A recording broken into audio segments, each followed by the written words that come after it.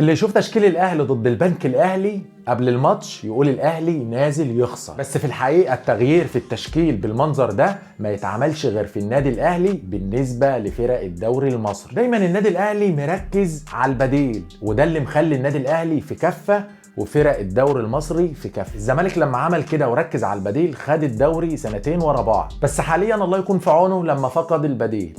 الاهلي حاليا عنده تشكيلتين، اي تشكيله تلعب. تعالوا نتكلم على تغيير التشكيل في ماتش الاهلي والبنك ونشوف اللي خرجوا من تشكيل الاهلي ضد الزمالك: محمد هاني، علي معلول، حسين الشحات، كهربا، قفشه. بنتكلم في 5 لاعيبه يا جماعه، لو في نادي تاني غير النادي الاهلي كان خسر الماتش اللي بعده. شفت بقى عظمه النادي الاهلي في عدد جاهزيه اللاعيبه؟ بدا مكانهم مين في ماتش البنك الاهلي؟ احمد نبيل كوكا، محمود متولي، مروان عطيه، طاهر، ومين بقى؟ محمد شريف. بس كده؟ لا، الراجل كولر بيقول لك انا عايز اجرب كل اللعيبه، انا رايح كاس العالم. بالمناسبه اول مباراه للنادي الاهلي في كاس العالم للانديه بتاريخ 1 فبراير، الاهلي هيلاعب اوكلاند سيتي. ونزل مين بقى احتياطي علشان يطمن على اللعيبه اللي عنده ويشوف هياخد مين معاه في القايمه؟ نزل عمرو السوليه وبيرسي تاو عشان يطمن عليهم من الاصابه، ونزل محمد فخري وشادي حسين بس منزله في الوقت الضايع، وطبعا نزل مجدي قفشه كلنا عارفينه، القضيه ممكن. شفت بقى يا نجم قوه النادي الاهلي في ماتشين بس